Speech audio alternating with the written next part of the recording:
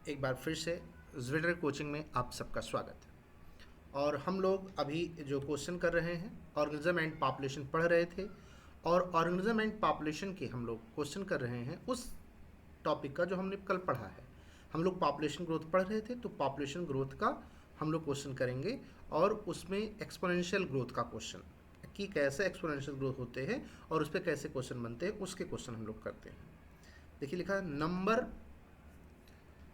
Number number में, यहाँ sorry, यहाँ आपको जो है बी मिस हो गया है, तो बी आप बना लीजिएगा। Number of birth during a given period in the population that are added to the initial density is referred to the. तो कहा गया बर्थ की बात किया गया कि किसी पॉपुलेशन में बर्थ होती है और उस पॉपुलेशन की डेंसिटी में वो ऐड हो जाता है, तो इनिशियली तो बताइए वो क्या कहलाता है। बर्थ के लिए आपको मैंने बताया था, बर्थ किसको रिप्रेजेंट करता है, नेटेलिटी जो है बर्थ को रिप्रेजेंट करता है, तो आंसर यहाँ क्या जाएगा, नेटेलिटी। मोर्टेलिटी किसको करता है, डेथ को। इमाइग्रेशन किसको करता है कि जो पॉपुलेशन साइज है उसमें कोई बाहर से आ जाए, तो इमाइग्रेशन होता है। इमाइग्रेशन जो पॉपुलेशन साइज है उसमें से कोई चला जाए, तो वो बात कहा गया, तो इमाइग्रेशन कहलाता है। लेकिन यहाँ पूछा गया है कि किसी पॉपुलेशन, जो पॉपुलेशन दिया गया है उसमें किसी की बर्थ होती है और वो फिर उस पॉपुलेशन में ऐड होता है, तो क्या मतलब बर्थ के लिए क्या हम लोग यूज करते हैं, नेटेलिटी, ठीक है ना। तो ये आंसर हो गया।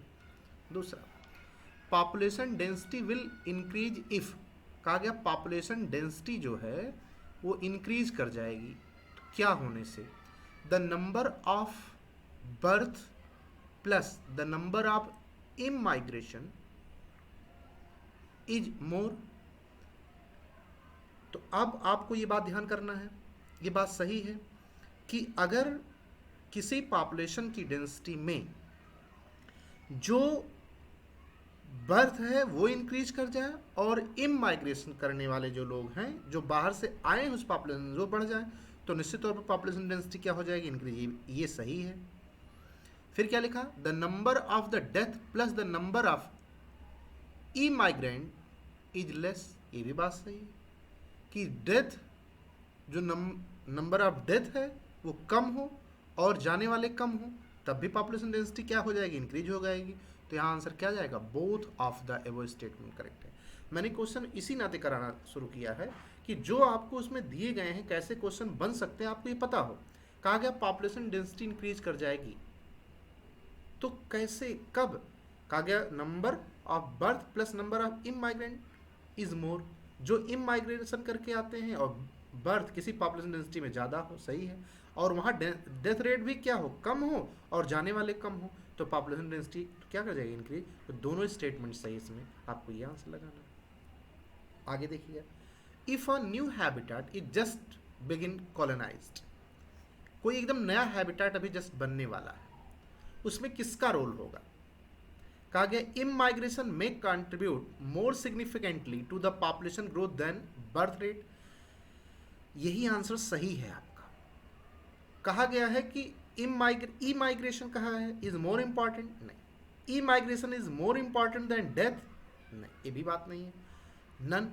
आपसे पूछा गया है कि अगर कोई नई कॉलोनी बन रही है तो उसमें कौन सा, जो नेटेलिटी है, मोर्टेलिटी है, जो हम लोग किसी पॉपुलेशन साइज की ग्रोथ होने के लिए जो चार फैक्टर हम लोग देखते हैं, नेटेलिटी, मोर्टेलिटी, इमाइग्रेशन, तो सबसे इंपॉर्टेंट है कि अगर कोई नई कॉलोनी बन रही हो तो वहाँ इमाइग्रेशन, वहाँ जो लोग नए आ रहे हैं उनका ज़्यादा वैल्यू होगा, बल्कि बर्थ रेट से भी ज़्यादा वैल्यू होगा। बर्थ रेट से भी पॉपुलेशन डेंसिटी इंक्रीज होती है, पॉपुलेशन साइज इंक्रीज होती है, लेकिन अगर कोई नई कॉलोनी बन रही है, जस्ट न्यू हैबिटेट, ध्यान दीजिए क्वेश्चन में, तो कॉलोनाइज हो रहा है, तो उसमें इमाइग्रेशन का ज़्यादा रोल होता है, ठीक है ना। आगे देखिएगा, each species has the ability to realise fully its innate potential. Innate potential, जिसका जो जन्मजात पोटेंशियल होता है उसकी बात किया गया है। व्हेन, कब वो, each species has ability to realise fully, अपना, वो अपना कोई भी स्पीसीज अपनी पूरी पोटेंशियल का यूज कब कर सकता है। कहा गया when resources in the habitat are unlimited, yes. When resources in the habitat are limited, does not depend on resources, none.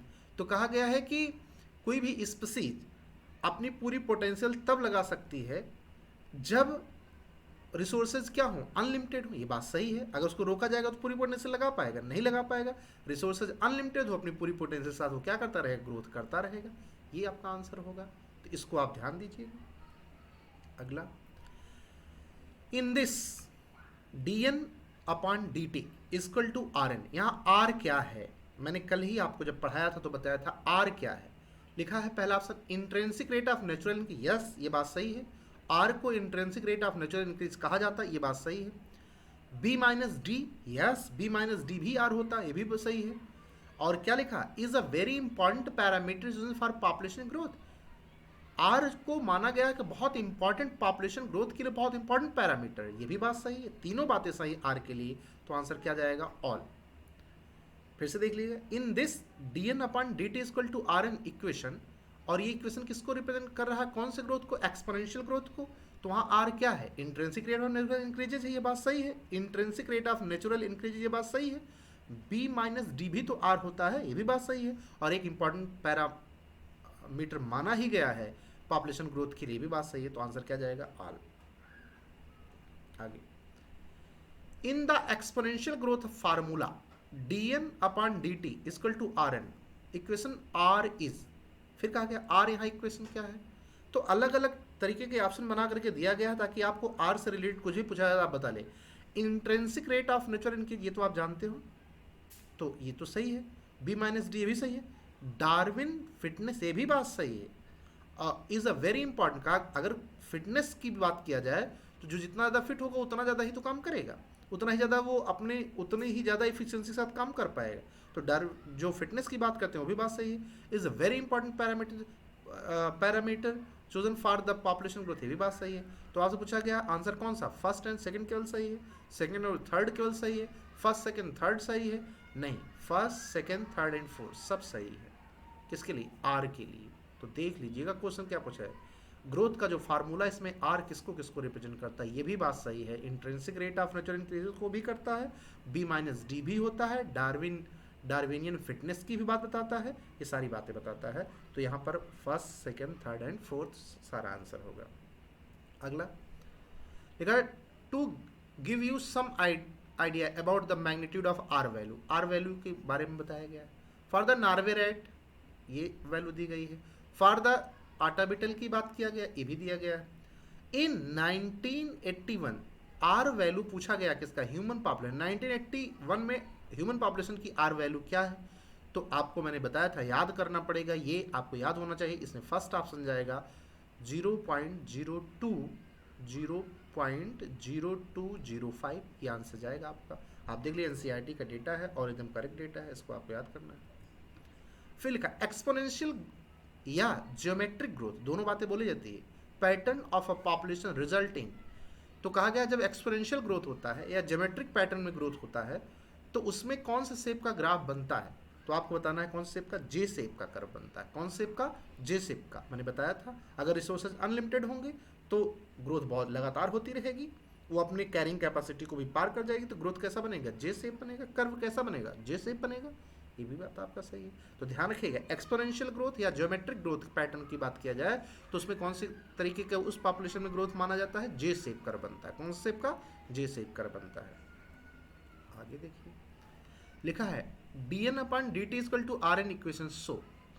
जो dn upon dt equal to R N equation है वो किसको शो करता है, एक्सपोनेंशियल ग्रोथ को, logistic growth को, geometric growth को, A and C both.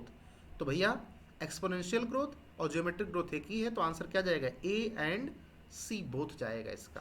तो इसको आप देख लीजिएगा। ये आपके हमने कुछ क्वेश्चन थे जो हमने आपको कराए हैं, ये आपको जानना ही जानना था। आप ये पूरी तरीके से समझिएगा और क्वेश्चन को देखिएगा। मैंने आपको पूरा क्वेश्चन कराया है, जितने क्वेश्चन दिए गए हैं, ठीक है ना। तो किस प्रकार से क्वेश्चन बन सकते हैं उसको हमने पूरा आपको बताया है। और अगर आपने हमारा लेक्चर पढ़ा होगा और एनसीईआरटी एक्सपोनेंशियल ग्रोथ और पॉपुलेशन ग्रोथ वाले से अगर आपने लाइन टू लाइन पढ़ा होगा तो आपको इस क्वेश्चन से पता लग जाएगा कि किस प्रकार से एनसीईआरटी की लाइनों को आपको करना है, ठीक है ना। तो ठीक है, मेहनत करिए, ध्यान रखिए, खूब पढ़ाई करते रहिए, बाकी बातें कल करते हैं, ठीक है ना। अपना ध्यान रखिए, अपने परिवार का ध्यान रखिए, खुश रहिए, मस्त रहिए और मुस्कुराते रहिए, और जीडर कोचिंग को दुआ में ध्यान रखिए। Thank you.